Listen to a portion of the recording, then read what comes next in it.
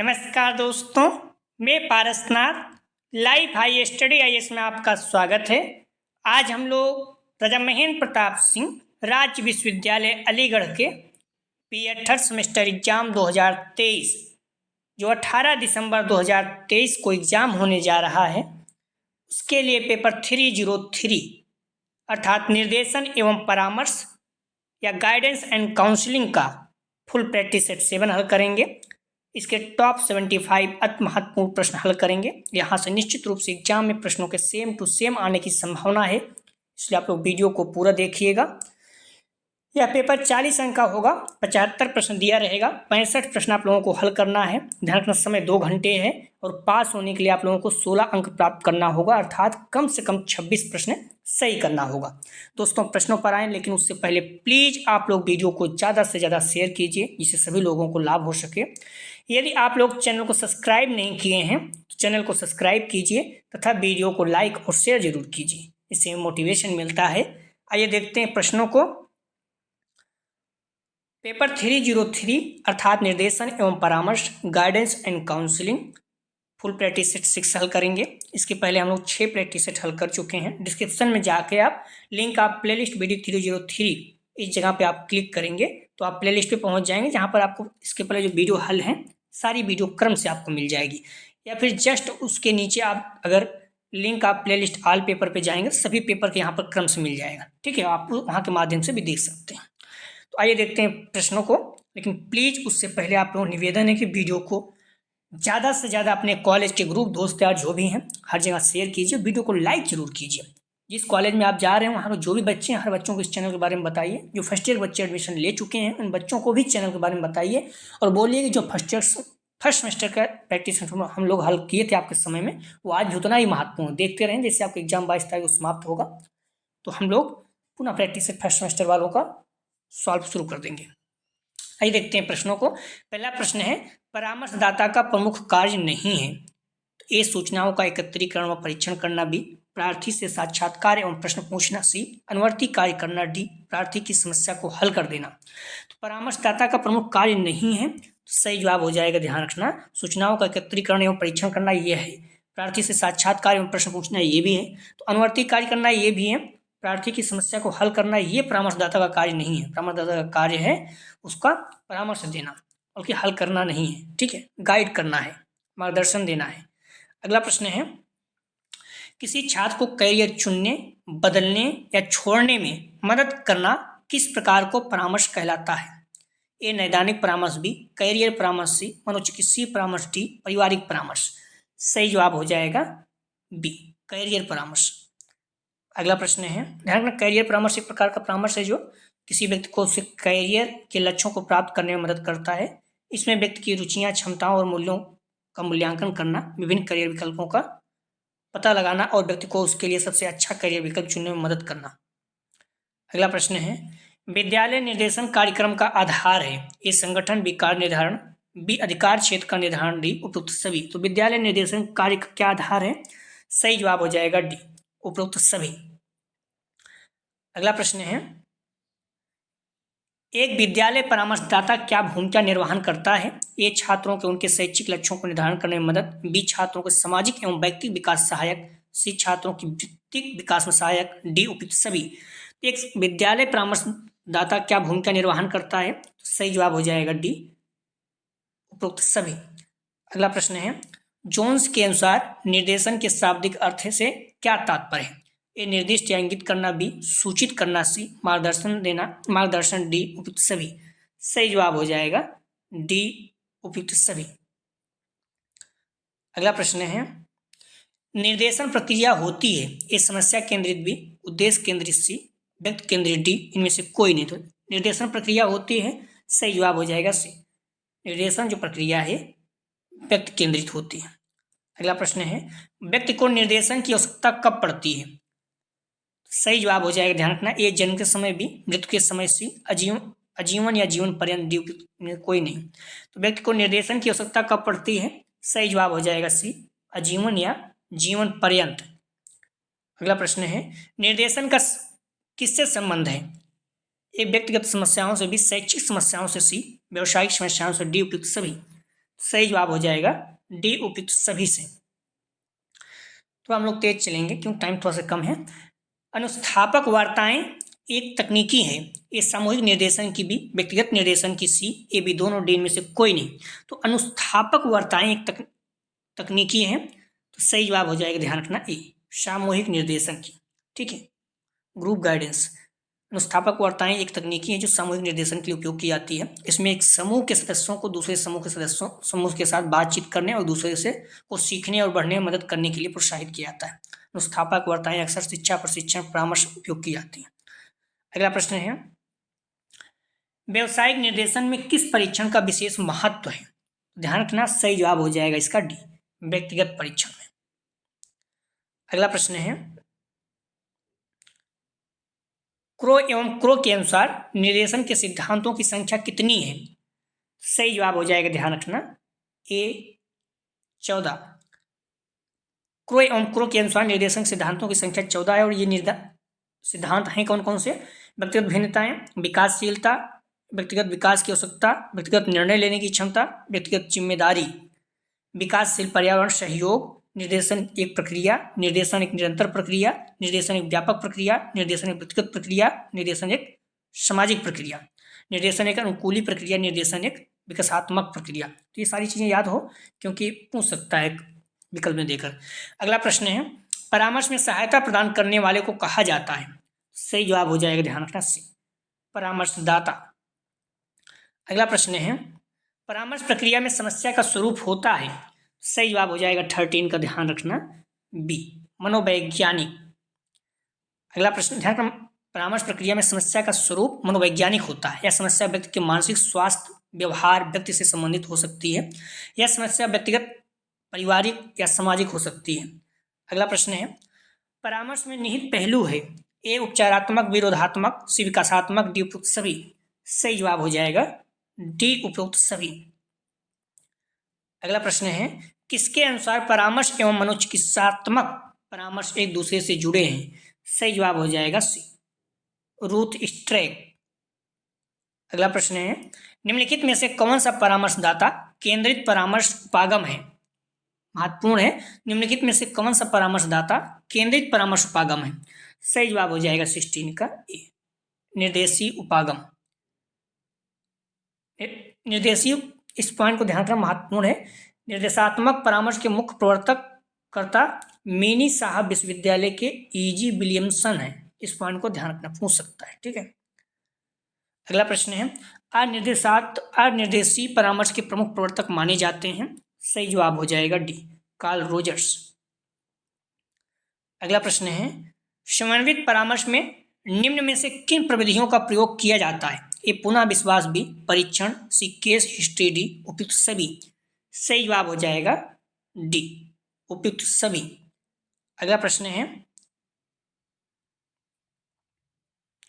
परामर्श प्रक्रिया के विषय में निम्नलिखित में से कौन सा कथन सही है? तो ध्यान रखना, सही जवाब हो जाएगा 19 का, बी, परामर्श निर्देशन कार्यक्रम में एक सेवा है। अगला प्रश्न है, निर्देशन सेवाओं का मुख्य प्रकार है? ए आत्म अनुसूची सेवा बी, अनुगामी सेवा सी, परामर्श सेवा डी, उपयुक्त सभी। तो निर्देशन सेवाओं के मुख्य प्रकार हैं, सही जवाब हो जाएगा डी, उपयुक्त सभी। अगला प्रश्न है, छोटे विद्यालयों के लिए कौन सा संगठन उचित रहता है? तो सही जवाब हो जाएगा ए, रेखा संगठन। अगला ध्यान रखना, छोटे विद्यालयों में छात्रों की संख्या कम होती है, इसलिए कार्य विभाजन भी सरल होता है, तो इसलिए छोटे विद्यालयों में रेखा संगठन उचित रहता है। ठीक है, अगला प्रश्न है, निर्देशन सेवा समिति की क्या भूमिका होती है? ए विद्यालय में उपलब्ध संसाधनों व सुविधाओं सर्वेक्षण बी, विद्यालयों की समस्याओं का आकलन सी, कर्मचारियों की योग्यताओं व क्षमताओं का पता लगाना डी, उपयुक्त सभी। सही जवाब हो जाएगा डी, उपयुक्त सभी। अगला प्रश्न है, विद्यालय परामर्शदाता का क्या कार्य है? ए शैक्षिक लक्ष्यों को प्राप्त करने में विद्यार्थियों की सहायता करना बी, विद्यार्थियों के सामाजिक एवं व्यक्तिगत विकास में सहायता करना सी, ए बी दोनों, डी में से कोई नहीं। सही जवाब हो जाएगा सी, ए बी दोनों। अगला प्रश्न है, व्यक्ति के आंतरिक सूचनाओं हेतु कौन सी सेवा प्रयुक्त करती है? व्यक्ति के आंतरिक, ध्यान रखना, आंतरिक सूचनाओं हेतु कौन सी सेवा प्रयुक्त करते हैं? ए आत्म अनुसूची सेवा, बी अनुगामी, सी पूर्व सेवा, डी शोध सेवा। तो सही जवाब हो जाएगा, ध्यान रखना, 24 का ए, आत्म अनुसूची सेवा। अगला प्रश्न है, स्थापन सेवाओं का उपयोग किसमें किया जाता है? सही जवाब हो जाएगा, ध्यान रखना, बी व्यवसायिक निर्देशन में। अगला प्रश्न है, एक सुसंगठित निर्देशन कार्यक्रम की मुख्य विशेषता है? ए बाल केंद्रित, बी सहयोगी, सी गोपनीयता, डी सभी। तो सुसंगठित निर्देशन कार्यक्रम की प्रमुख विशेषता है। सही जवाब हो जाएगा डी, उपयुक्त सभी। अगला प्रश्न है, कौन सा धर्म ग्रंथ निर्देशन एवं परामर्श के प्रकरण पर आधारित है? सही जवाब हो जाएगा 27 का बी, गीता। महत्वपूर्ण, ध्यान रखिएगा। अगला प्रश्न है, रचना के आधार पर साक्षात्कार के प्रकार हैं? तो ये संरचित साक्षात्कार बी, असंरचित साक्षात्कार सी, ए बी दोनों, डी इनमें से कोई नहीं। सही जवाब हो जाएगा सी, ए बी दोनों। अगला प्रश्न है, निरीक्षण प्रक्षेपण की वर्गीकरण व्यवस्था विधि सर्वप्रथम किसने विकसित की? महत्वपूर्ण है, निरीक्षण या प्रक्षेपण, प्रेक्षण की वर्गीकरण व्यवस्था विधि सर्वप्रथम किसने विकसित की? सही जवाब हो जाएगा ए, फ्लैंडर्स ने। इनका वर्गीकरण में कितनी संख्याएं, ये भी थोड़ा ध्यान रखना, 10 है। निरीक्षण प्रेक्षण के वर्गीकरण व्यवस्था विधि सर्वप्रथम नेल्सन फ्लैंडर्स ने विकसित की। उन्होंने इस विधि को 1960 के दशक में विकसित किया। इस विधि में शिक्षकों के व्यवहार को 10 श्रेणियों में बांटा। इस पॉइंट को ध्यान रखना, महत्वपूर्ण है, ठीक है, 10 श्रेणियों को। इसमें कौन कौन से हैं? प्रशंसा, पुष्ट, निर्देशन, अनुशासन, अन्य छात्रों के साथ बातचीत, अन्य वस्तुओं या गतिविधियों के साथ बातचीत, शांति, अनिश्चित, अज्ञात। ये पॉइंट थोड़ा सा जानकारी होनी चाहिए। अगला प्रश्न है, एक उत्तम प्रश्नावली की विशेषता है? ए विश्वसनीयता, बी वैधता, सी वस्तुनिष्ठता, डी उपयुक्त सभी। सही जवाब हो जाएगा डी, उपयुक्त सभी। अगला प्रश्न है, यह रिकॉर्ड छात्रों के लिए स्कूल में रखी गई जानकारी का संकलन है? ये प्रमाणिक अभिलेख बी, उपाख्यात्मक अभिलेख सी, संचयी अभिलेख डी, इनमें से कोई नहीं। तो सही जवाब हो जाएगा सी, संचयी अभिलेख जो है ये स्कूल में रखी गई जानकारी का संकलन करता है। ध्यान रखना, छात्रों के लिए स्कूल में रखी गई जानकारी का संकलन संचयी अभिलेख है, ठीक है। अगला प्रश्न है, छात्रों के लिए स्कूल में रखी गई जानकारी का संकलन संचयी अभिलेख करता है क्योंकि यह छात्र के बारे में जानकारी एकत्रित करता है और समय के साथ बढ़ता जाता रहता है। इसमें छात्र के नाम, जन्मतिथि, कक्षा, ग्रेड, उपस्थिति, परीक्षा परिणाम, अन्य सभी जानकारी होती है। प्रमाणिक अभिलेख वे अभिलेख होते हैं जो किसी घटना या तथ्य को, ठीक है, तो किसी घटना या तथ्य को सत्यापित करने के लिए होते हैं, प्रमाणित अभिलेख। और उपाख्यात्मक अभिलेख जो होता है, क्या होता है? जो किसी व्यक्ति की या घटना के बारे में व्यक्तिपरक राय या विचार प्रदान करता है, ठीक है। अगला प्रश्न है,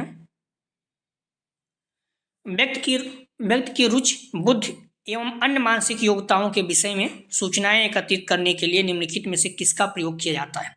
सही जवाब हो जाएगा 32 का, ध्यान रखना, ए मनोवैज्ञानिक परीक्षण। अगला प्रश्न है, देखिए शब्द आ गया, हम पहले ही कहा था, थोड़ा महत्वपूर्ण है, देखिएगा। तो फ्लैंडर्स द्वारा प्रतिपादित वर्ग व्यवस्था में वर्गों की संख्या है? ध्यान रखना, एग्जाम में आ चुका है तो एग्जाम में आ सकता है। सही जवाब हो जाएगा बी, 10। अगला प्रश्न है, आमने सामने की अंतःक्रिया निर्देशन की कौन सी विधि की मुख्य विशेषता है? सही जवाब हो जाएगा सी, आमने सामने, साक्षात्कार, इंटरव्यू। अगला प्रश्न है,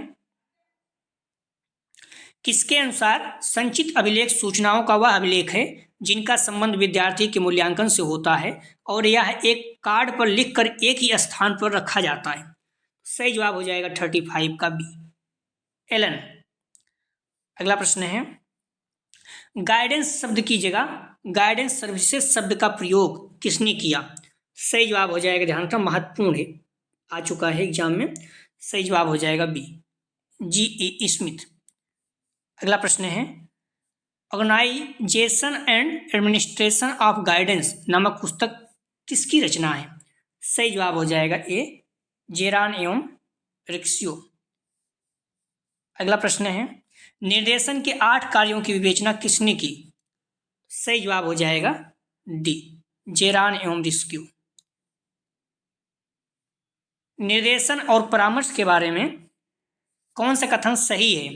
ए परामर्श निर्देशन का एक भाग है, बी परामर्श एवं निर्देशन दोनों समानार्थी हैं, सी निर्देशन परामर्श का एक भाग है, डी ए बी दोनों सही है। सही जवाब हो जाएगा ए। ध्यान रखना, निर्देशन और परामर्श के बारे में कौन सा कथन सही है, तो परामर्श निर्देशन का एक भाग है, इस पॉइंट को ध्यान रखना, ठीक है। इसका मतलब निर्देशन बड़ा है, परामर्श छोटा है।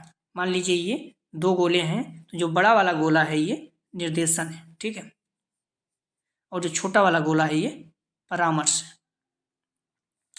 अगला प्रश्न है, कूफ एवं किफोवर के अनुसार निर्देशन कितने प्रकार के हैं।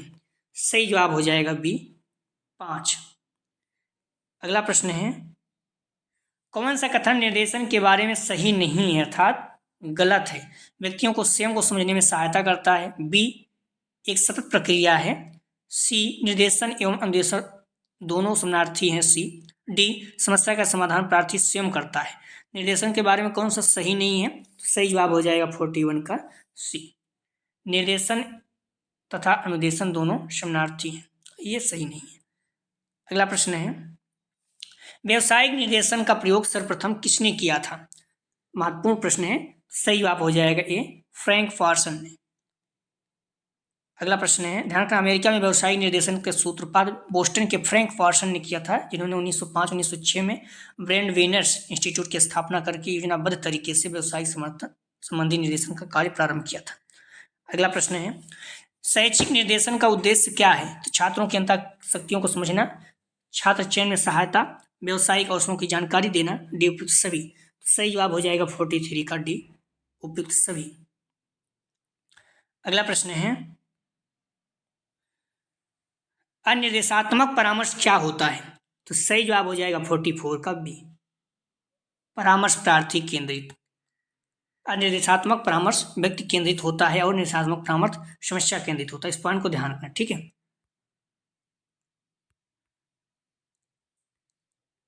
अनिर्देशात्मक परामर्श व्यक्ति केंद्रित होता है और निर्देशात्मक परामर्श जो है समस्या केंद्रित होता है, ठीक है।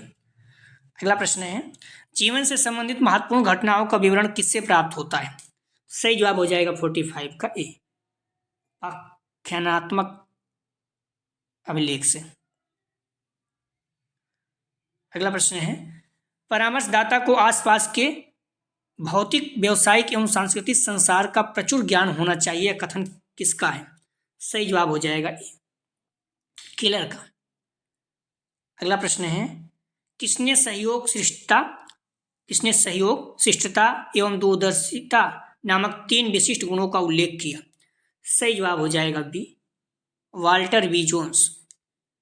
अगला प्रश्न है, एक परामर्शदाता में क्या नहीं होना चाहिए। सही जवाब हो जाएगा सी दुर्गुण नहीं होना चाहिए, लचीलापन, स्वीकृति, बौद्धिक योग्यता होना चाहिए। अगला प्रश्न है, परामर्श प्रक्रिया को प्रभावित करते हैं। ए परामर्शदाता के कार्य, बी परामर्शदाता का व्यक्तित्व, सी ए बी दोनों, डी परामर्शदाता की चालाकी। सही जवाब हो जाएगा 49 का डी परामर्शदाता की चालाकी। अगला प्रश्न है, किस शताब्दी में परामर्शदाता शब्द का प्रयोग हुआ। सही जवाब हो जाएगा, ध्यान रखना, ए 19वीं शताब्दी में। 19वीं शताब्दी में तीसरे चौथे दशक में, अर्थात 1930, 1940 दशक में कई लेखकों ने परामर्शदाता शब्द का प्रयोग किया। अगला प्रश्न है, किस सन तक निर्देशन विशेषज्ञों तथा परामर्शदाताओं का कार्य एक जैसे ही समझा जाता था। सही जवाब हो जाएगा बी 1950 तक। अगला प्रश्न है, इस संबंध में किसी प्रकार की वास्तविक सर्वसम्मति नहीं है कि परामर्शदाता क्या करता है या किसका मत है। तो सही जवाब हो जाएगा ए ब्लूम एवं बेलेंस्की का। अगला प्रश्न है, निम्नलिखित में से परामर्शदाता का कार्य नहीं है। तो सही जवाब हो जाएगा 53 का सी उचित अनुमोदन एवं प्रक्रिया प्राप्त न करना। अगला प्रश्न है, निर्देशन के सिद्धांत पुस्तक के लेखक कौन है। तो महत्वपूर्ण है, सही जवाब हो जाएगा बी जोन्स। अगला प्रश्न है, स्टीवर्थ के अनुसार परामर्शदाता की अभिवृत्ति व प्रवीणता के लिए उसमें कौन सी विशेषता का होना आवश्यक नहीं है। सही जवाब हो जाएगा 55 का, ध्यान रखना, डी दुश्मनी, बौद्धिक योग्यता, बोध संवेदनशीलता होना चाहिए, दुश्मनी जरूरी नहीं। अगला प्रश्न है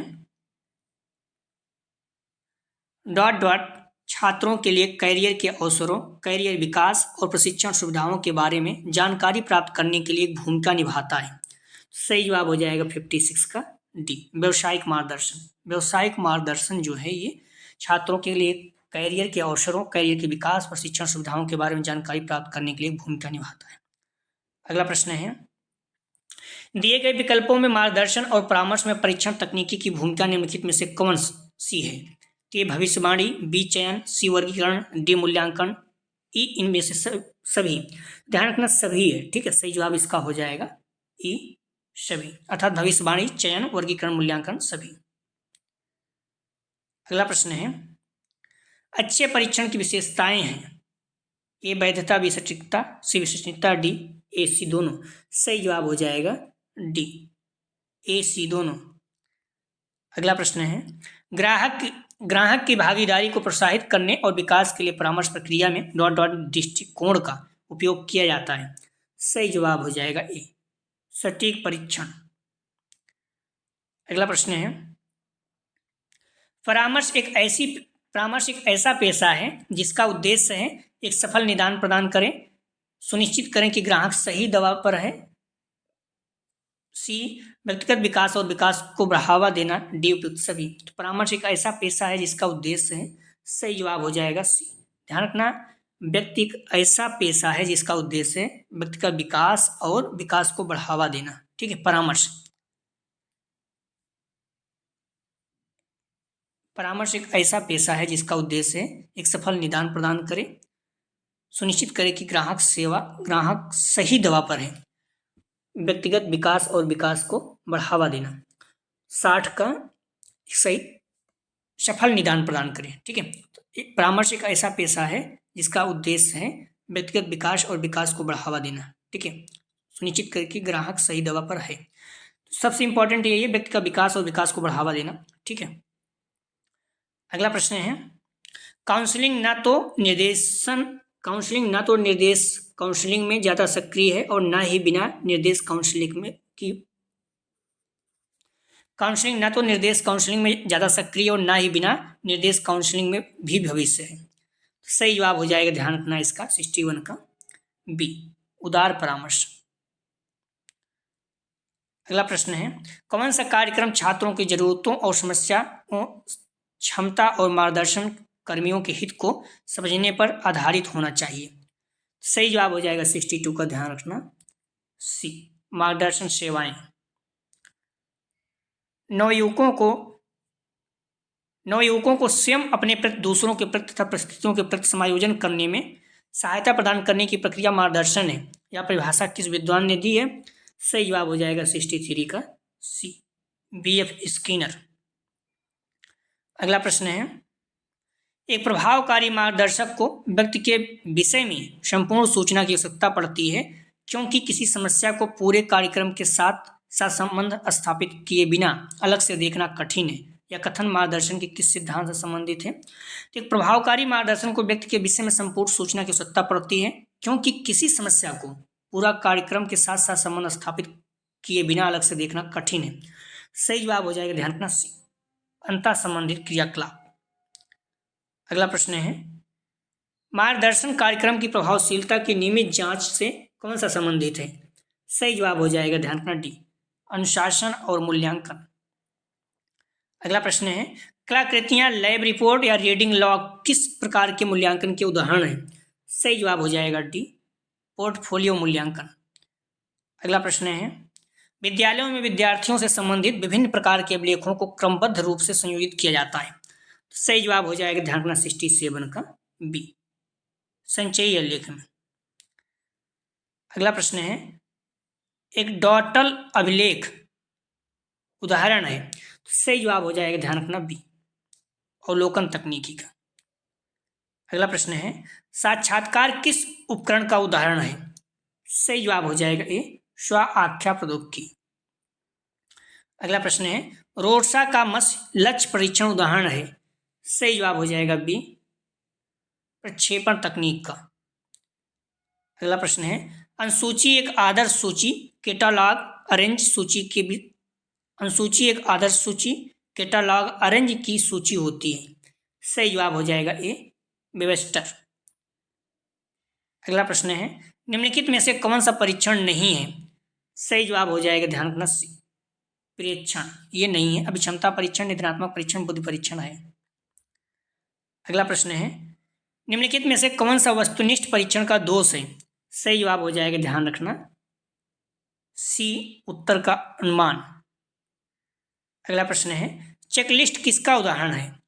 सही जवाब हो जाएगा, ध्यान रखना, ए, अवलोकन तकनीकी। अगला प्रश्न है, व्यक्ति के उत्तर की अभिव्यक्ति के लिए अंक चिन्ह या मान्यता प्राप्त होती है। इस चेकलिस्ट में बी, प्रेक्षण तकनीकी में सी, निर्धारक मापनी में डी, उपयुक्त सभी में। सही जवाब हो जाएगा, ध्यान रखना, डी, उपयुक्त सभी में।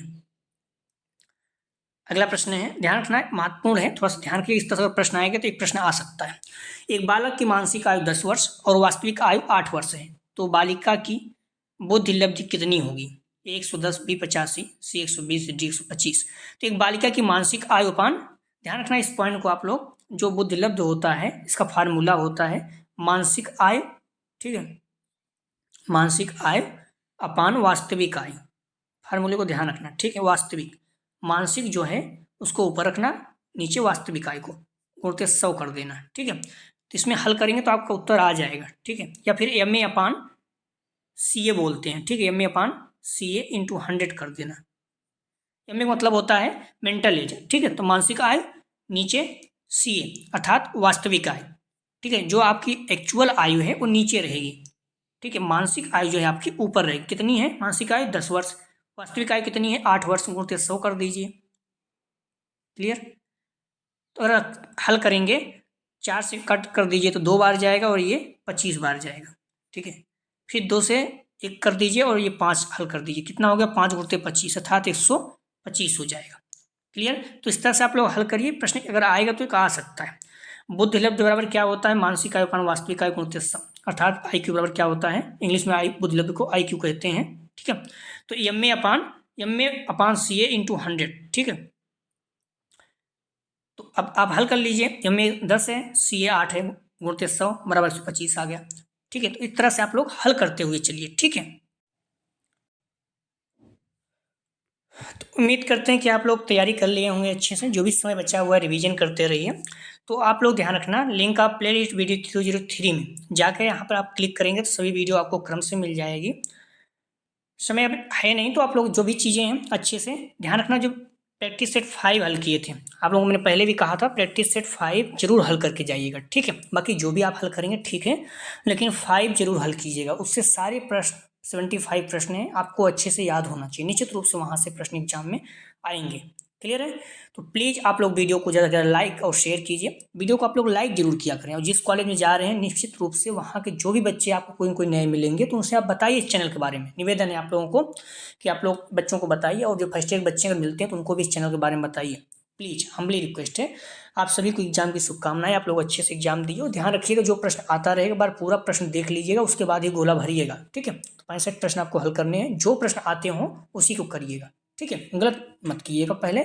और हो सकता है कई प्रश्न ऐसे हैं जो बाद में आते रहते हैं तो पहले आप लोग भर देते हैं। तो कोशिश करिए एक बार जल्दी से, आप लोग 2 घंटा टाइम ठीक ठाक है तो आप लोग पूरा पढ़ लीजिए, उस पर टिक करते जाइए। जो आ रहा होगा उसे उसके बाद भर लीजिएगा, ठीक। एक बार प्रश्न पूरा पढ़िए, उसके बाद फिर भरना शुरू करिए, जो आता जाए फिर करते जाइएगा, ठीक है। तो प्लीज़ वीडियो को लाइक और शेयर कीजिए। वीडियो देखने के लिए धन्यवाद।